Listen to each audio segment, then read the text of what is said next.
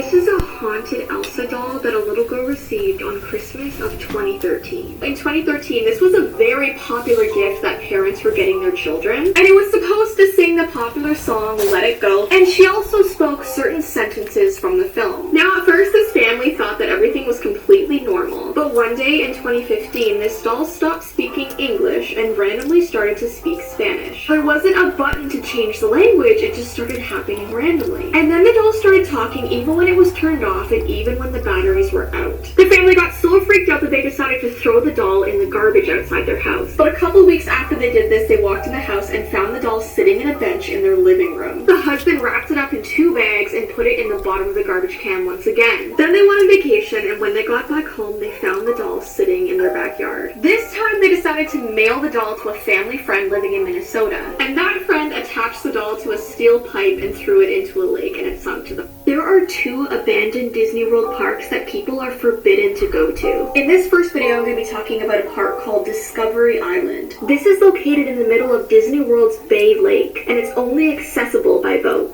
The purpose of Discovery Island was to showcase interesting birds and protect wildlife. It was housing 500 different endangered species. There were free-roaming birds, animal shows, treetop walking, and there were different areas of the park like Alligator Swamp, Flamingo Lagoon, Primate Point. But the island had to close this park on April 4th of 1999, and now you're not even allowed to get within 50 feet of its shoreline. Now, there's many reasons why it closed. There were free-roaming alligators everywhere, which was so dangerous. Apparently, the animals were being treated really badly, and there was a deadly bacteria that was found in the park's waters. An 11-year-old was killed from a brain-eating bacteria. It freaked everybody out, and probably ultimately led to the closure.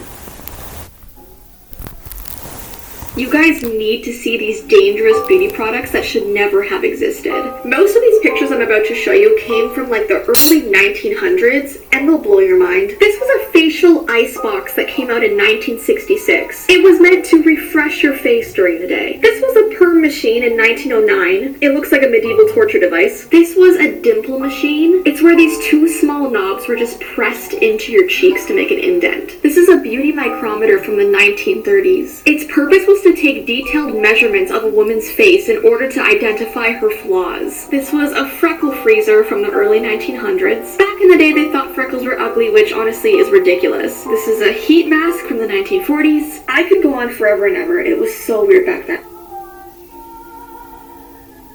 Have you ever wondered why the Mad Hatter went mad? I'm sure we all know that the Mad Hatter is a character from the Disney movie Alice in Wonderland that came out in 1951. He's known for his insane personality and oversized green top hat. Alice encounters him at the Mad Tea Party in Wonderland. Now, what most people don't know is that the term Mad as a Hatter was actually a popular phrase back in the 1800s before Alice in Wonderland was even written. And it was literally referring to the men who used to make hats back in that time and lost their minds due to the chemicals they were using. So the Mad Hatter character is associated with the effects of mercury on behavior and psychology. So the men back in the day that were making these hats were using mercury, which causes a lot of bad side effects on your brain and the way that you act. So his character was literally based off real men who went insane. So I just find it strange to watch Alice in Wonderland knowing the horrible history of what Mad as a Hatter actually means. Did you hear about the horrible accident that happened with the Easy Bake Oven? Back in February of 2007, Hasbro had to recall 1 million units of the Easy Bake Oven. They received almost 300 reports of children getting their fingers stuck in the door of the oven. Some kids had such severe burns that they had to have their fingers amputated. The specific model that was recalled was made of purple and pink plastic, and it resembled a kitchen range with 4 burners on top and a front-loading oven. When I heard about these horrific accidents, I was so freaked out because I loved playing with this toy as a kid. It was like my favorite ever. Please comment if you ever had this specific recalled model.